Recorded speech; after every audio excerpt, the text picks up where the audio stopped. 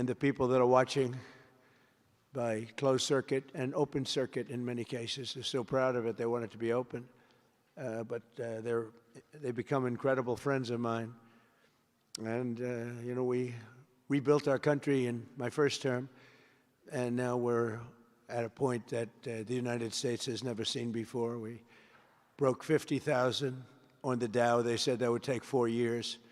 We broke 7,000 on the S&P. They said you couldn't do that within 4 years. It would be impossible.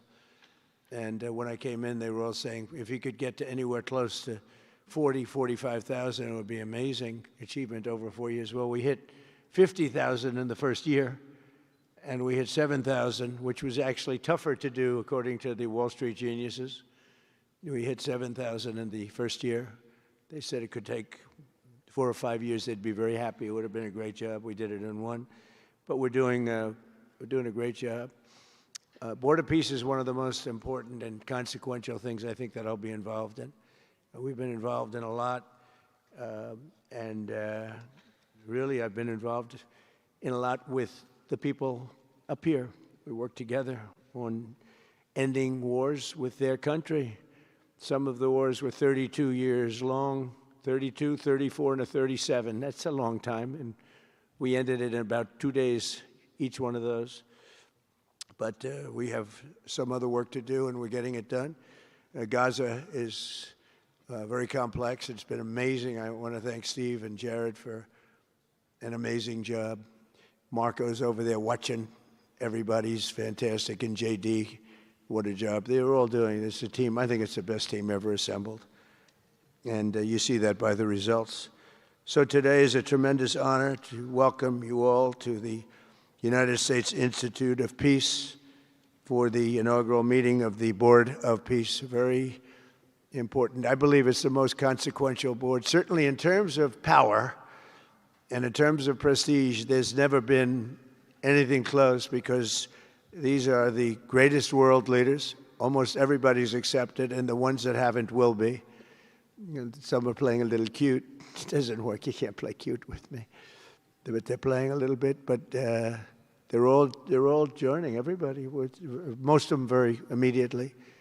A few that we really don't want because they're trouble. Take care of them. But this is the most prestigious board ever put together. You know, I've seen some great corporate boards. I've seen some great boards, period. It's peanuts compared to this board, because we have virtually everyone is the head of a country other than Johnny, but he's the head of soccer, so that's not so bad, right, Johnny? I like your job the best, I think. And by the way, your World Cup has set every single ticket record in the history of soccer. In the history, nobody's ever seen anything like it. The sales are virtually complete. Nobody's ever seen anything, so congratulations. You made a good decision. We did it together. Thank you, Johnny. Great guy. So I want to thank the many leaders and dignitaries who have traveled great distances and lengths for the important gathering that we're at right now. This building was built for peace, and nobody knew what to name it. And then Marco named it after me. I had nothing to do with it. I swear I didn't. I swear. I had no idea. They said, there's a surprise coming. I didn't know that surprise. I thought they were going to give me a lot of money or something, maybe cash. Could always use some extra cash. But I came, and they stopped the beautiful beast. I got out very safely, I'm sure, and looked up, and there it said, Donald J. Trump on the building. And when I say that had nothing to do, nobody believes it, and that's okay, but I appreciated it. That was Marco and JD and a group got together, and they did that, and I just thought it was very nice. And it makes me work harder. We're going to have to work harder. We're going to have to make this building much more important. It's brand new. They built it for peace, but nobody occupied it. You know, nobody knew what the purpose of it, but the architecture is so beautiful, and it was with the meeting rooms, the reception rooms. It's really amazing. Who would think that it was built without anybody in mind or anything in mind, and then the State Department took it over. They liked it. Marco came over one day. He saw this. He said, this building is great. And he actually claimed it, right? He claimed it. And that's what he does. Where is Marco? I said, Marco, Is that true? You claimed this building. You took it away from about 5 groups that wanted it. That was done very quickly, very methodically. But it was really built so beautifully in such a beautiful building. But we worked together to ensure the brighter future for the people of Gaza, the Middle East, and the entire world. I think that the Board of Peace, because it's mostly leaders and unbelievably respected people, but mostly leaders of Middle Eastern countries, countries from all over the world, and they've been very generous with money also. And the United States, which I'll say in a moment, is also very generous with money because there's nothing more important than peace. And there's nothing less expensive than peace. You know, when you go to wars, it costs you 100 times what it costs to make peace. We have a man at the end right there that's smiling because you learned that after 30 years of fighting, right? 30 years of fighting, we got it done. I want to thank you very much. That was a great thing you did, you and your new friend. They came to my office and they said, I've been fighting for 22 years. Now you're there for 23 years, right? But I've been fighting for 22 years. That's all I've done is fight this gentleman. And his counterpart was there for 7 years. He said, I've been there for 7 years. All I've done is fight this gentleman. And we had it worked out in about 24 hours, right? And it's been a good peace. And I think they've become friends. I'm not sure I'm allowed to say that, but I think so. I think they've become friends, right? Right. Great. Stand up. Stand up. These are 2 tough cookies, too. You think that was easy? It wasn't easy. These are 2 tough people, good people, but tough people. But, you know, we're in the Oval Office, and we were getting near. But the one was at one side of the room. I have 2 chairs right in front of the desk, the beautiful, resolute desk. One's over here. One's on the other side of the room. I said, folks, could you get a little closer? Well, I don't know. They felt very uncomfortable. You know, they've been killing each other for 32 years. So I say, can you get a little closer? After 1 hour, they were right next to each other. We made a deal. They hugged, they signed, and we had peace with 2 very important countries, and I'll never forget it. So they started off a little weak, and they ended up really strong, and you can be very proud of yourselves. It was a beautiful thing to see. Thank you. Look at that. Can you believe it? 32 years. Thank you. Thank you very much. But we're honored to be joined today by Prime Minister Rama of Albania. President, where is President Millet? You're another one, I'll tell you. Where is President Millet? I endorsed him. I'm not supposed to be endorsing people, but I endorse, when I like people, you know, I've had a very good record of endorsing candidates within the United States. But now I endorse foreign leaders, including Viktor Orban, who's here, and others. And I endorse this gentleman, Millet. He was a little behind in the polls. He ended up winning in a landslide. I just endorsed the Prime Minister of Japan. She was in a tight race, but was probably going to win. And she won in the largest number in the history of Japan. So she likes me a lot. But it was an honor, and you're doing great. Oh, look, they're sitting right next to Victor. I think, but ultimately, I think I'm going to end up endorsing. Hey, look, as long as it works, it's okay with me.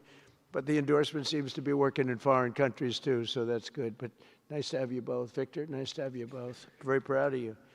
The Prime Minister of another, really just a great guy, Pashinyan of Armenia. President Aliyev of Azerbaijan. I love saying that name now, you know. At the beginning, it was giving me a hard time. Now I love saying it. It's a beautiful name. I love it. His Majesty, King Hamad bin Isa Al Khalifa of Bahrain. Bahrain. Thank you. Thank you. Where are you? Where are you?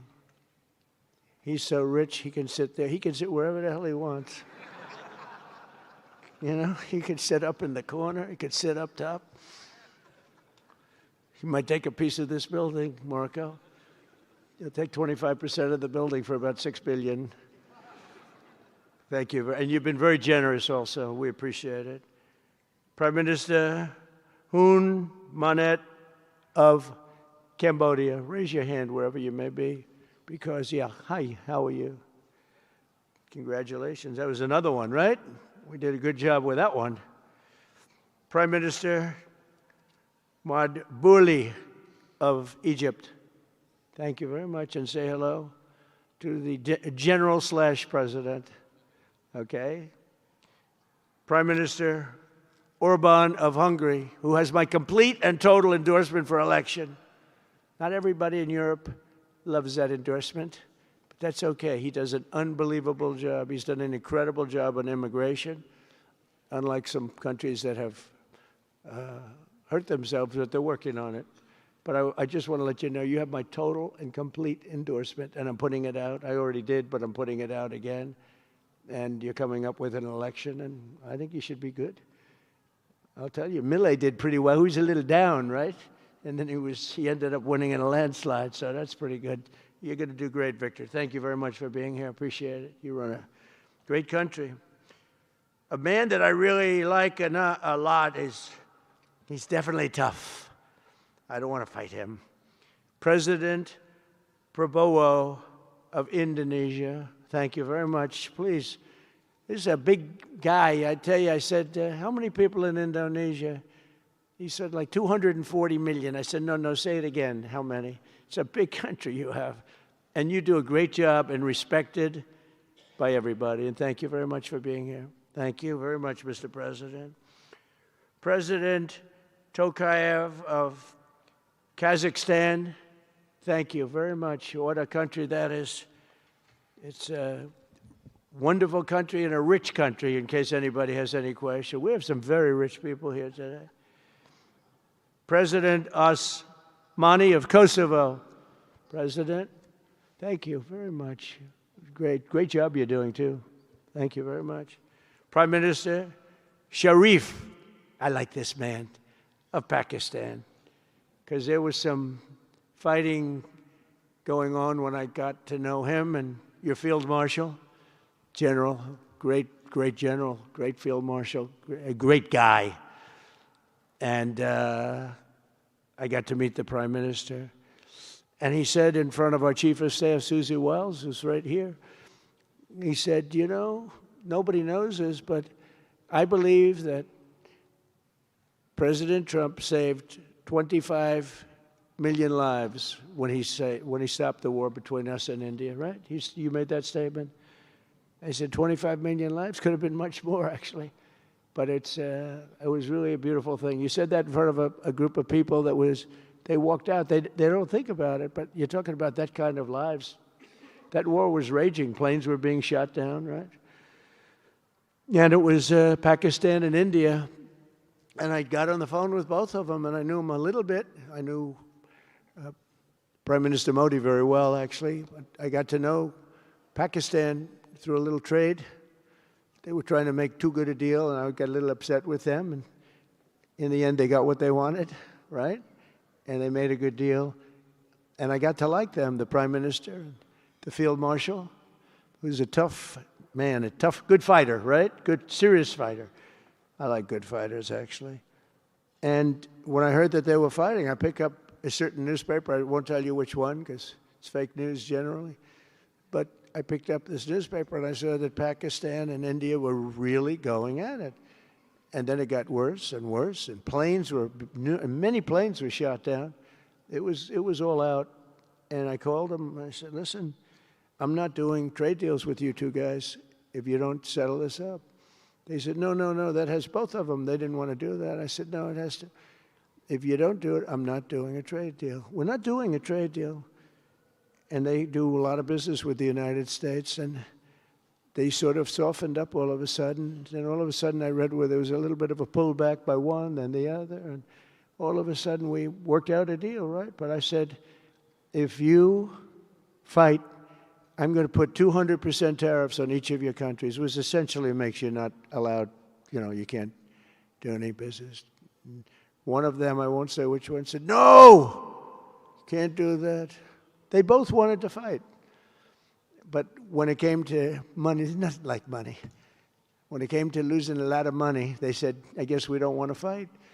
And we solved that deal in 2-3 days, right? And we did. We said, these are two very powerful nations. These are two nuclear nations. And I don't want to say what was going to happen, but, you know, bad things happen. So, Prime Minister, I want to thank you, because that was a very big deal. People have no idea. A lot of them say, oh, well, they weren't fighting. They were fighting. 11 jets were shot down, very expensive jets. And they were all in. Both of them were all in, and now they're not. And I think we'll always be able to settle up with them. I really do. I think you're going to have, you know, it's a lot of progress was made even in the relationship. And Prime Minister Modi also, he's a great man. He's a great guy. They're all great. But I was very proud of it. President Pena of Paraguay is here. President, thank you very much. Young, handsome guy. It's always nice to be young and handsome. Doesn't mean we have to like you. I don't like young, handsome men. Women, I like. Men, no, I don't have any interest. Good, that's right, that's right. Thank you very much. You're doing a great job, too.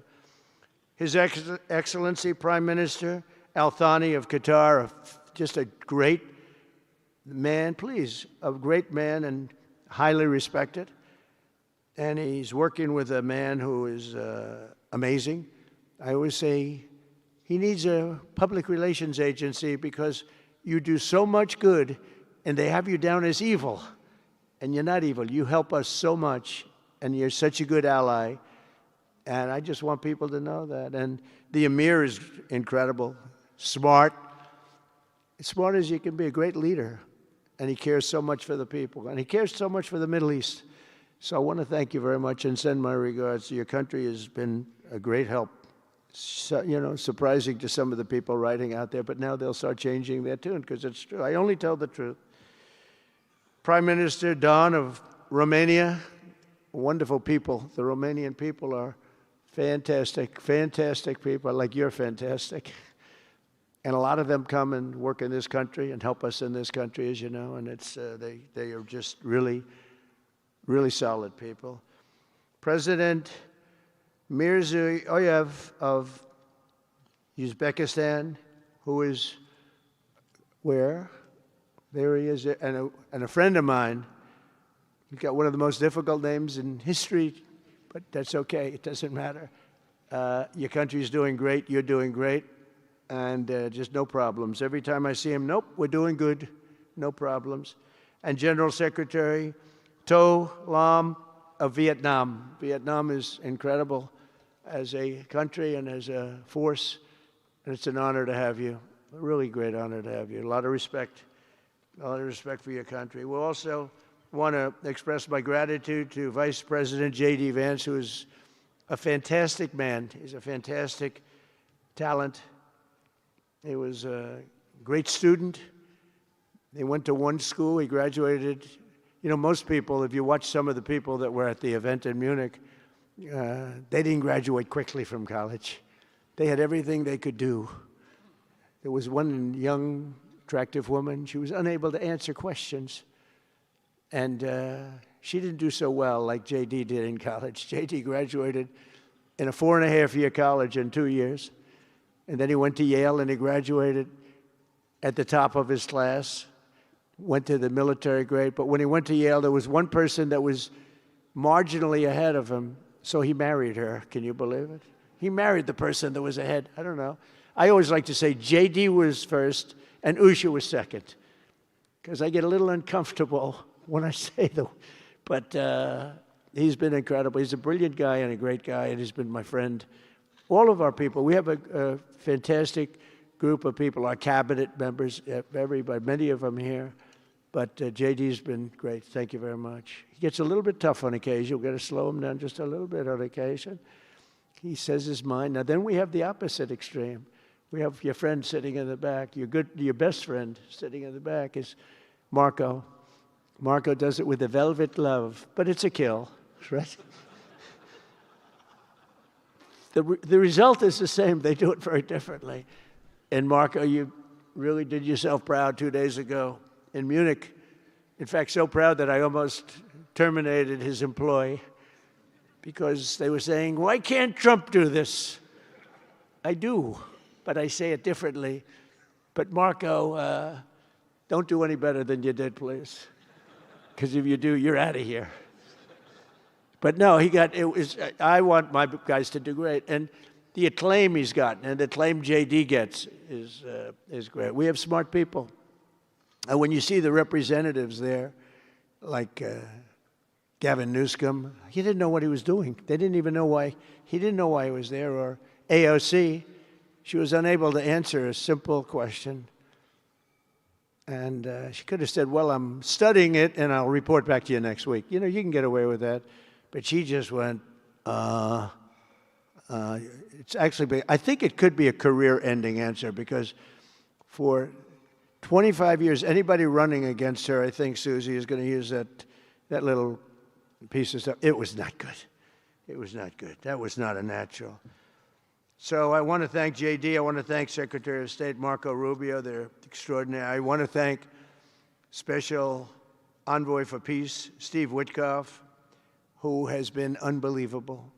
You know, I took Steve because I was a developer in New York, really successful, actually much more successful than Steve, but I don't want to say that. I'm not going to say that, Johnny. I refuse to say it. But I saw something in Steve. Steve's a great negotiator. Everybody loved him. All these developers, and they're tough. You know, New York developers tend to be on the tough side. And, you know, most of them hate each other. Like a lot of the people in this room hate each other. You know, it's sort of natural, I guess. But we're bringing love back into the room like the old days. But everybody loves Steve. Every developer, the worst, most evil people, horrible human beings, actually. And they love Steve. So I remember this, and we had some conflicts, to put it mildly, in the world. And I said, Steve, how would you like to be Henry Kissinger Jr. that doesn't leak?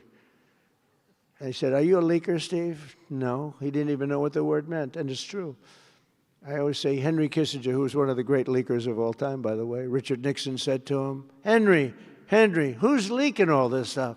I don't know, Mr. President. It was Henry. It was like, these are little stories I like telling you. But Steve has been unbelievable. Everybody likes him. Ukraine loves him. Europe loves him. Russia loves him. I mean, there's nothing wrong with this. He goes to see President Putin. Didn't know Putin. I set him up a meeting to see. I said, how's Steve doing? Sir, he's still inside. Oh, that was an hour. I called back. Tell Steve to call me when he's finished. I want to find out what the hell is going on. We want to end that war. So he's still inside. 3 hours, 4 hours. They were together for 4 hours, the first meeting. That's talent. And they get along. I mean, people like or don't like Putin or Zelensky. They get along. Same thing with Zelensky. I mean, they all love Steve, and Steve's doing a great job. That's a tough one. That's a much tougher one. I would have thought that some of the ones that we settled that are up here would have been, I thought this would be easy, because I have a very good relationship with President Putin. I have a very good relationship with President Xi. I'm going to be going to China in April. That's going to be a wild one. I said, but we have to put on the biggest display you've ever had in the history of China. You know, last time I went to China, President Xi, he treated me so well. He gave me a display. I never saw so many soldiers all the same height, exactly the same height, within a quarter of an inch. You can do that when you have 1.4 billion people. You know, lots of shoulders. Everybody was within about 1/8 of an inch the same height. I said, if they put their helmets down, you could have played pool on the top of their heads. And it was pretty amazing. But I said, you got to top it. He said, I'll top it. We're going to top it. We're going to have a lot of the people, most of the fake news back there is going to be going. So we have, Steve has done a great job. And then a little bit later on, we brought Jared in. Jared was responsible for the Abraham Accords, which is incredible. Nobody else could have done that. A very smart guy. And we're making Jared an envoy also, envoy of peace. They're both envoys of peace. And you couldn't get two. I tell you what, I watch these two guys. I say, at least we're covered from an IQ standpoint. These two guys walk into a room. And but people like them both, you know. They're good people. And they like them both. And they've had some very good meetings. They've had some very interesting meetings having to do with As you know, Iran is a hot spot right now, and they're meeting, and they have a good relationship with the representatives of Iran, and, you know, good talks are being had. It's proven to be, over the years, not easy to make a meaningful deal with Iran. We have to make a meaningful deal. Otherwise, bad things happen. But we have to make a meaningful deal. But they have a great relationship with the representatives of Iran. They have a great relationship with the other one that they're really working on now, because so many of these, I mean, as an example, Kosovo, Serbia. I did that one. Could you stand up, if any of you guys are, when you're here, just stand up for a second. Kosovo, Serbia. Stand up. What a job. Thank you very much. We appreciate it. So good. And you're getting along. And when you don't get along, you'll call me, and we'll get it solved, right? We'll get it solved. Thank you very much. Really good. And then again, Pakistan and India. That was a big one. And just, I think you should actually stand. Come, please, stand just for a second. Pakistan and India, thank you very much. And I spoke to Prime Minister Modi. He's excited. He's watching us right now. Egypt and Ethiopia. We're going to get that, you know, there's a little dam that got built. Little dam, like maybe the largest dam in the world. Built and financed, of course, by the United States brilliantly. And having a little trouble getting water to the Nile. It's not, that's a tough situation, but we're going to get that solved. Armenia and Azerbaijan, we talked about. And again, thank you, fellas, very much. Great job. Great job. Thank you. Cambodia and Thailand. So incredible what you did, that you got together and it all worked out. They're watching right now on closed circuit. Thank you very much, and thank you. That was a big one, Cambodia and Thailand. These are nasty fighters, I have to tell you. These fighters are nasty. Now we talk about, you talk nasty fighter, you're nice guys compared to this. Congo and Rwanda. That was, and we've got them pretty peaceful. There's little flare-ups every once in a while. I'll get a call once a week. Sir, there's a flare-up in the Congo again. We'll get it straightened out, right, Susie? We'll get it straightened out. And Israel, as you know, with, you could say Israel and numerous countries if you want to really know the truth, but Israel and Iran, and we'll see where that goes. But when you think of Israel, we've done the biggest thing of all. We have peace in the Middle East right now. That's bigger than people said it couldn't be done. For 3,000 years, they've been talking about Middle East. They said it couldn't be done. And you look at what's happened in Gaza.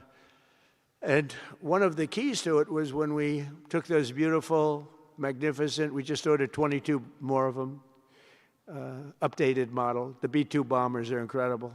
I never understood the B-2 bomber. I'd watch, it's a wing. And I've never quite understood that, Johnny. I'd look at it, I'd say it was beautiful, but what does it do? It carries very big bombs. And it went into Iran, and it totally decimated the nuclear potential. And when it did, when it decimated that, all of a sudden we had peace in the Middle East, because there was a black cloud hanging over the Middle East, and if that wasn't done, that cloud would have been there. And countries like Saudi Arabia, countries like Qatar, countries like, nobody could have signed. You would have had that threat. Nobody could have had, you couldn't have had peace in the Middle East. So now we may have to take it a step further, or we may not. Maybe we're going to make a deal. You're going to be finding out over the next probably 10 days. But this meeting today is proof with determined leadership, nothing is impossible. When I took office, the war in Gaza was raging with thousands of people being killed and no end in sight. Today, thanks to unrelenting diplomacy and the commitment of many of the great people in this room, we have 59 countries signed up on Gaza. Think of that. We have, it's amazing. But all the people, many, really so many in this room, the war in Gaza is over. It's over. There are little flames. Hamas has been, I think they're going to give up their weapons, which is what they promised. If they don't, it'll be, you know, they'll be harshly met, very harshly met. They don't want that. You know, all this stuff like they don't mind dying. They told me that's not true. Everyone said, oh, they don't mind dying. No, they don't want to die. They said, we don't want to die. People don't want to die. The ceasefire was held, and every last remaining hostage, both living and dead, has been returned back home. Think of that. That was an impossibility. And we did hundreds of hostages, but the last 20, and I always said to Steve and Jared, I said, the last 20 are going to be very tough, very, very tough. And we got them back. We got the living back, and then we only got about 16 of the dead, and we said, well, you got to get them all. You promised them all. And they dug and dug and dug. You can imagine it's a job that's brutal. And Hamas really did a lot of that work. And you got to give them credit for that. They brought the last one home a week ago, and we got all 28 of them, living and dead. The amazing thing, because I've never seen anything quite like it, the parents of the dead, they knew their boy was dead. This case, boys, all boys, men, but to the parents' boys. They knew their boy was dead. They wanted that dead body as much as if he were alive. And when they got them back, there was great sadness, but there was great joy, too. They wanted it as much as the people that got their sons back alive. But we got a lot of people before those 20, Steve, what nobody talks about. But, you know, hundreds of people. We did a good job, and you guys did a fantastic job. I want to thank every nation that helped us achieve this monumental breakthrough, saving countless lives, and really bringing peace and bringing the concept of peace, because nobody thought peace in the Middle East. I've always heard peace in the Middle East is impossible, and it's turned out not to be. And we do have some work to do with Iran.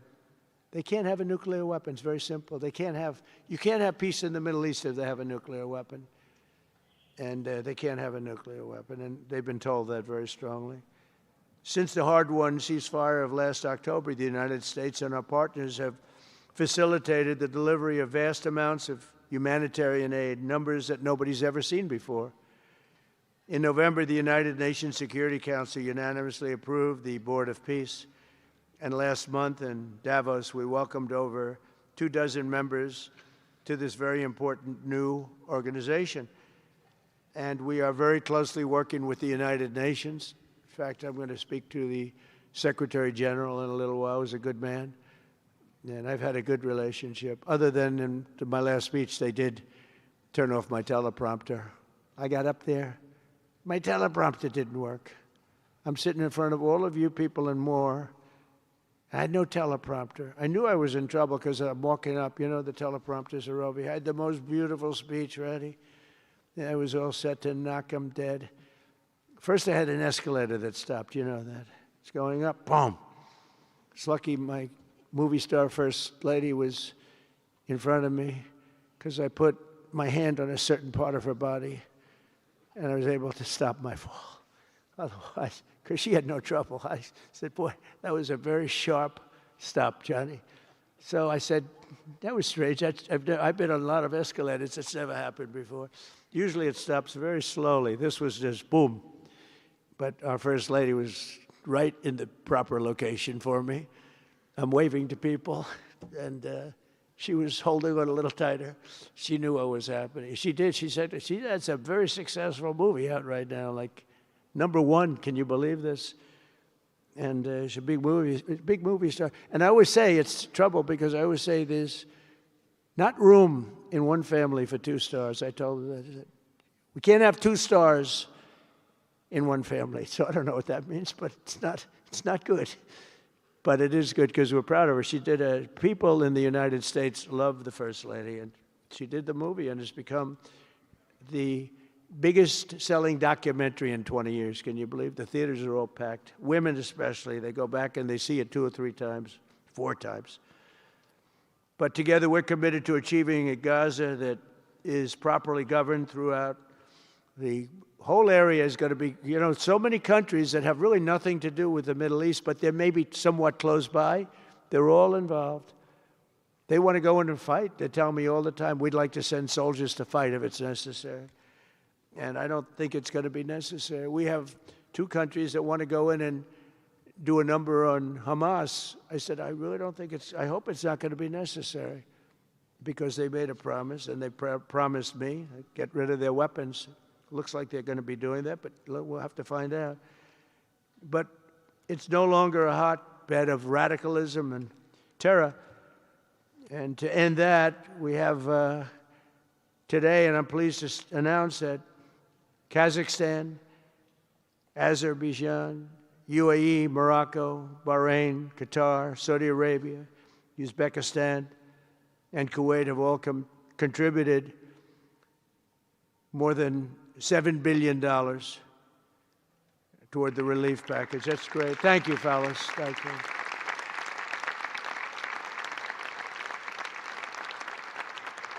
And many more are contributing too. So the numbers are, you know, this just started. This is our first meeting. But every dollar spent is an investment in stability and the hope of new and harmonious. It's a region that's so important. It's so vibrant. It's so incredible. The people are so incredible. But we want to have a harmonious Middle East. The Middle East is amazing. So many friends in the Middle East. They're so smart.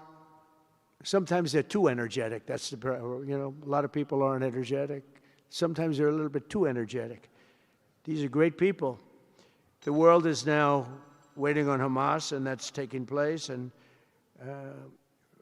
it's the only thing that's right now standing in the way.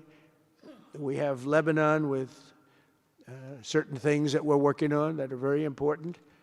We have to solve the problem of Lebanon, but it's relatively small in terms of what's been done.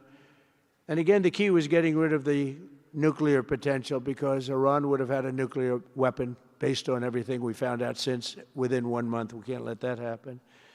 So many of our friends in Europe are attending today, and we're eager to have them become full members. They all want to become full members, and we've had a great response from Europe. And Europe is, you know, it's where I come from, where so many people come from that are in the United States. But we have a great relationship with Europe. We have a great head of NATO. He is a fantastic man, and he's doing a great job, really great job. I'm excited to announce that Norway has agreed to host an event bringing together the Board of Peace. Oh, I thought when I saw this note, I'm excited to announce that Norway, I thought they were going to say that they're giving me the Nobel Prize. Oh, this is less exciting. Oh, it says, I'm excited to announce that Norway, and I'm saying, oh, great, I'm getting the Nobel Prize, finally. Finally, they got it right. But I don't care. I don't care about Nobel Prize. I care about saving lives, just so you understand. We play and we all, you know, do what we have to do. I only have one thing. I don't want to see people killed from parts of the world that are very far away from the United States. And if I have an ability to turn off wars, I want to use that ability, because it's people, millions of people. It's like the Prime Minister said, 25 million people maybe. And that's a small number compared to what it could have been if you really think about it, right? No, I want to save lives, and I don't care about prizes. And the UN Office for Coordination of Humanitarian Assistance is raising $2 billion for the support of Gaza. Additionally, Japan has just committed to host an aid fundraiser, which will be a very big one. It's already successful. We know some of the numbers that are being talked about, which will be attended by other nations in the region, including South Korea, the Philippines, Singapore, and others. And I know that China is going to be involved, and I think Russia is going to be involved. I think they will be. I want to have everybody, get all sides, because it doesn't help when you have all sides with one ideology. You have to have everybody together for this. I'm also pleased to announce that FIFA will be helping to raise a total of $75 million for projects in Gaza. And I think they're soccer related, where you're doing fields and you're getting the greatest stars in the world to go there. People that are bigger stars than you and I, Johnny. I hate to say it. You know, I met one of your great stars who came to the White House, as you know. And my son was very excited. These are great people. These are great people. And Johnny's going to bring the stars to the area. And they're really known. People in Gaza know every one of them, right? You know? So it's really something. And we'll soon be detailing the announcement. And if I can I'll get over there with you. I want to thank Johnny and FIFA for all of the wonderful things they did and are doing. They gave me their first Peace Prize. They gave me a Peace Prize. I think they saw that I got screwed by Norway, and they said, let's give him a Peace Prize. I mean, very good. Thank you, Johnny. I appreciate it. Johnny's very smart. He's very, very smart. The nations represented here today, just in closing, are not just contributing money. Some are also pledging personnel to help preserve the ceasefire and secure a very enduring peace. We have to have enduring peace. Having peace, knowing it's going to blow up in 2 weeks, doesn't mean anything. In particular, Indonesia, thank you very much. Indonesia. It's a great country. Thank you very much. Look at that man. Look how tough he is. You think it's easy dealing with him? Look at that face. You are a tough cookie. And we say it lovingly, too. We need strength. You say, see, he doesn't mind. He's tough and he's smart. And smart is more important. Morocco, thank you very much. Great. What you're doing is great. Albania, Kosovo, Kazakhstan have all committed troops and police to stabilize Gaza. Egypt and Jordan are likewise providing very, very substantial help, troops, training, and support for a very trustworthy Palestinian police force. We think we're getting some very good people on that police force. And, you know, it's peace in the Middle East. We have peace in the Middle East. Think of it. For years you've been hearing about peace in the Middle East, and everybody's saying it's impossible. All of these countries are working together around the vision of a Middle East that is free from the curse of extremism and terror. And now is time. And by the way, even people with extremism and preaching extremism, they're exhausted. They're tired. It's been going on for too many years. I don't care who you are. They're tired. They want peace. And now is the time for Iran to join us on a path that will complete what we're doing. And if they join us, that'll be great. If they don't join us, that'll be great too. But it'll be a very different path. They cannot continue to threaten the stability of the entire region, and they must make a deal. Or if that doesn't happen, I maybe can understand. If it doesn't happen, it doesn't happen. But bad things will happen if it doesn't. With the commitments announced today, the Board of Peace is proving that it does not just convene countries. It devises and implements, and real solutions happen. We've come up with solutions. This is so little talk. This is very little talk, all action. First time, it was always talk in the Middle East. People would talk about peace in the Middle East, and then they'd go home and they'd never even think about it again. Nothing would happen. We're providing a model for how responsible sovereign nations can cooperate to take responsibility for confronting problems in their own regions. The Board of Peace is showing how a better future can be built, starting right here in this room. And I want to let you know that the United States is going to make a contribution of $10 billion to the Board of Peace. Thank you.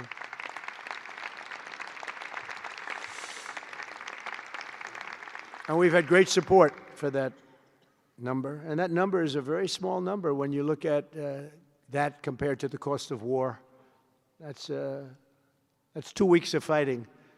It's a very small number. It sounds like a lot, but it's a very small number. So we're committed to $10 billion.